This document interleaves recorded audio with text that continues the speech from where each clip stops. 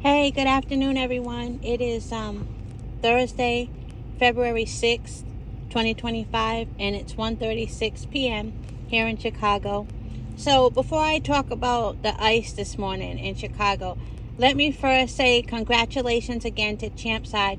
He's at the Super Bowl, and he's from New Orleans, so he's home. He ain't got to worry about nothing. He's well accommodated. That's where his family is. And he also was able to attend the Kendrick Lamar interview showing. I just went on my lunch break, so I caught his premiere late, but salute to Champside. And so everyone's looking forward to the Super Bowl this weekend, the Chiefs versus the Eagles. Fly, Eagles, fly. I'm only saying that because all my TikTok friends, a lot of my TikTok friends seem to be from Philly. I'm not a Philly Eagles fan. I mean, I'm indifferent. I'm not against them. Salute to LVZ. I think he likes the Chiefs. I know he likes the Chiefs. Salute to LVZ. But, so I guess I bought a square at my job.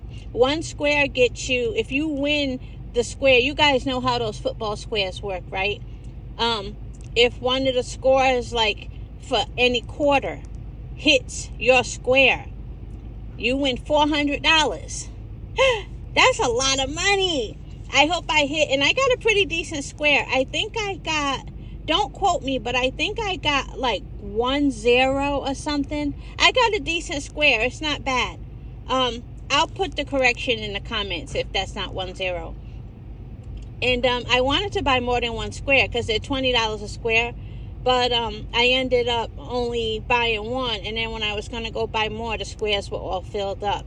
Yep. So at my job, $400 for every quarter.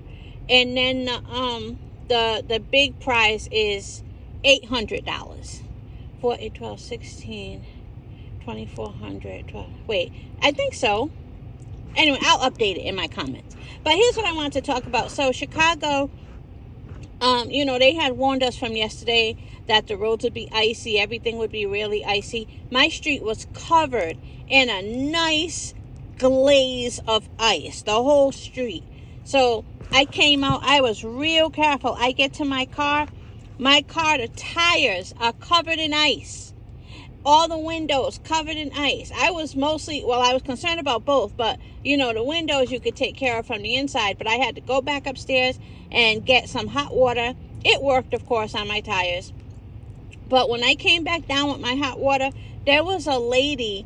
I didn't see her at first. All I heard behind me was, "Oh my God, Mom!" I turned around and I saw 3 little kids standing by themselves. So I kind of walked over and up a little bit, and it was a lady nestled between 2 cars, flat on her back, right off the curb. And I was like, "You got it?" And because she was already grabbing her stuff. Everybody doesn't need you to run over and grab their hand. As long as they look like they can get themselves up. She looked like she had it. I was like, "You got it?" She was like, "Yeah." And she said it like she knew she took an L. But what surprised me was the reason she was nestled between those 2 cars, and she was laying just as flat as she wanted to be. The reason she was between those 2 cars, she was going to her trunk, which was the car in front of her. And so what surprised me was those kids, the ones that yelled, "Oh my God, Mom," they all looked old enough that they would have immediately got in the street to help her. But they all stayed on the curb. I don't know if she warned them never to get in the street no matter what happens. Maybe they got confused by what she taught them, always stay on the sidewalk no matter what, because they stayed on the sidewalk. They refused to get in the street and help her, so they all just stood there watching her. And they were all old enough that most kids, especially being so protective of their mother, even from 2 years old, that 2-year-old is going to come stand over you and try to help you up. And these kids were 8 years and over. And I mean, I'm not judging kids, of course. Kids are kids. But I was a little surprised that those 3 kids, all at least age 8, weren't trying to help their mother. They just stood on the sidewalk on the sidewalk and watched. But yeah, I was like, you got it? She was like, yeah, I got it. Again, she was like, don't take a photo. She was more like mad at herself, embarrassed and hurt.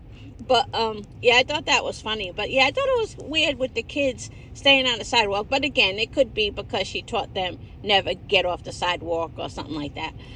But that's all. Let me see. So Bud versus Canelo is canceled, right? I'm going to be honest. I hope this opens the door to Bud versus Charlo. But then again, see, Charlo, I would be Team Bud. I always was Team Bud for that matchup. But I know Charlo is a great competitor at 154. Like, really, really good. But what sucks now is he's taken quite a bit of time off, hasn't he? Well, so has Bud, though. So has Bud. Well, no, he hasn't. Bud has been more active. Imagine a Bud with at least 2 fights in the past 12 months versus a Charlo with at least 2 fights in the past 12 months. That would be a great fight.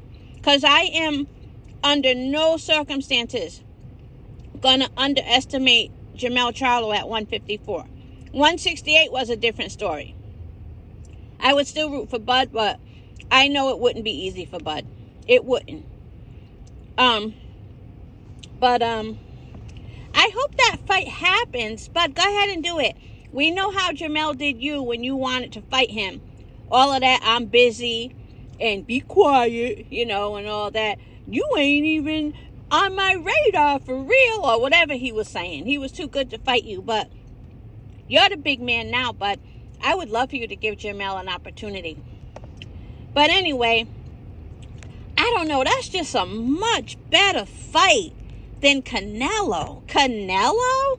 He's too big.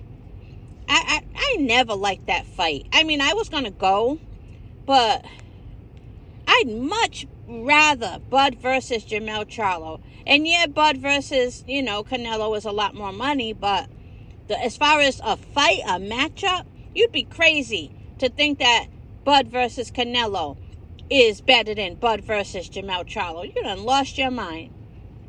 But anyway, tell me what you think in the comment section, okay? Salute to Champ Ross, and salute to Trey X, salute to D-Lo, and salute to everybody. Have a good one.